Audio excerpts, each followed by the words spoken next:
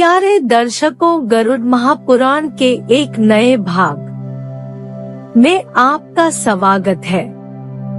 प्यारे दर्शकों से बेनती है कि या तो कथा पूरी देखें या ना देखें। अगर आप आधी कथा देखेंगे या बीच में छोड़ेंगे तो आप पाप के भागीदार होंगे।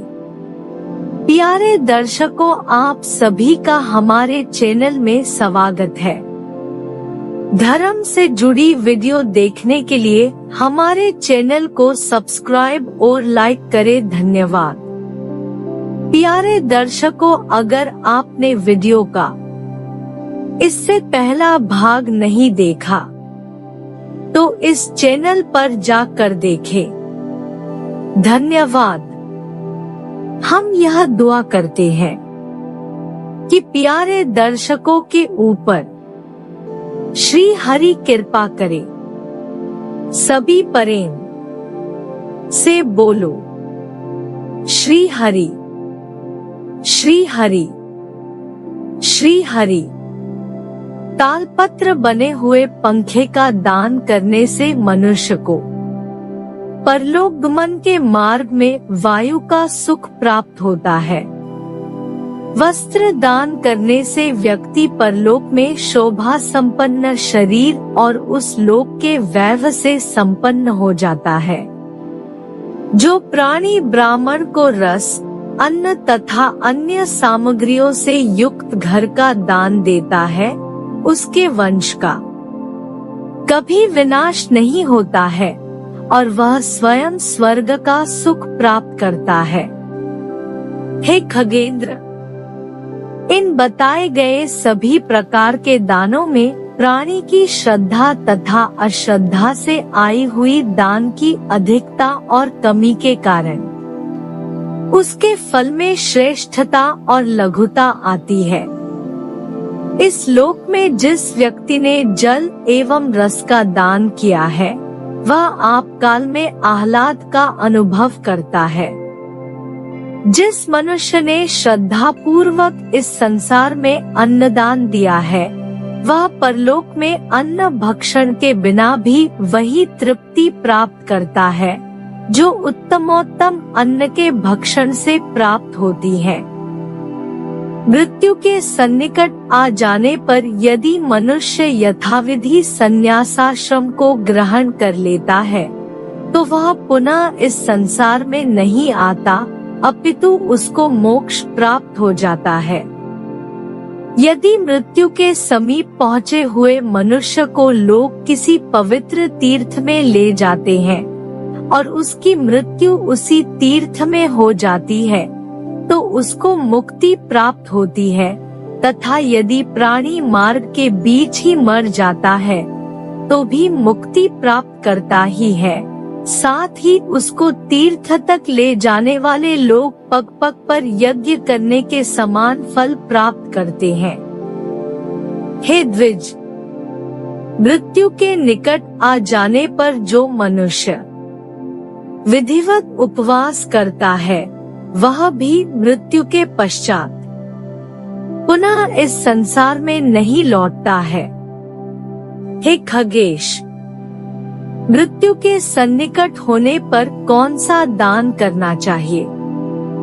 इस प्रश्न का उत्तर मैंने बता दिया है। मृत्यु और दाह के बीच मनुष्य के क्या कर्तव्य है? इस प्रश्न का उत्तर अब तुम सुनो।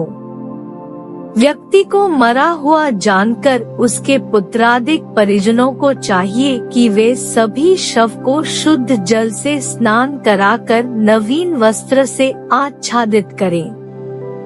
तदंतर उसके शरीर में चंदन आदि सुगंधित पदार्थों का अनुलेप भी करें। उसके बाद जहाँ मृत्यु हुई है उसी स्थान पर एकोद्दिष्ट श्राद्ध करना चाहिए। दाह कर्म के पूर्व शव को दाह के योग्य बनाने के लिए ऊपर बताए गए कर्म अनिवार्य है। इस एकोद्दिष्ट श्राद्ध में आसन तथा प्रोक्षण क्रिया होनी चाहिए, किंतु आवाहन, अर्चन, पात्रालंबन और अवगाहन ये 4 क्रियाएं नहीं करनी चाहिए। उस समय पिंडदान अनिवार्य है। अन्नदान का संकल्प भी हो सकता है। रेखाकरण प्रत्यवनेजन नहीं होता और दिए गए पदार्थ के अक्षय की कामना करनी चाहिए। अक्षयोदक दान देना चाहिए। स्वधावाचन, आशीर्वाद और तिलक ये 3 नहीं होने चाहिए। उड़द से परिपूर्ण घट और लोहे की दक्षिणा ब्राह्मण को प्रदान करने का विधान है। तत्पश्चात पिंड हिलाना चाहिए, किंतु उस समय आच्छादन, विसर्जन तथा स्वस्तिवाचन ये 3 वर्जित है। हे खगेश, मरण स्थान, द्वार, चत्वर, विश्राम स्थान, काष्ठ चयन और अस्थि संचयन ये 6 पिंडदान के स्थान है।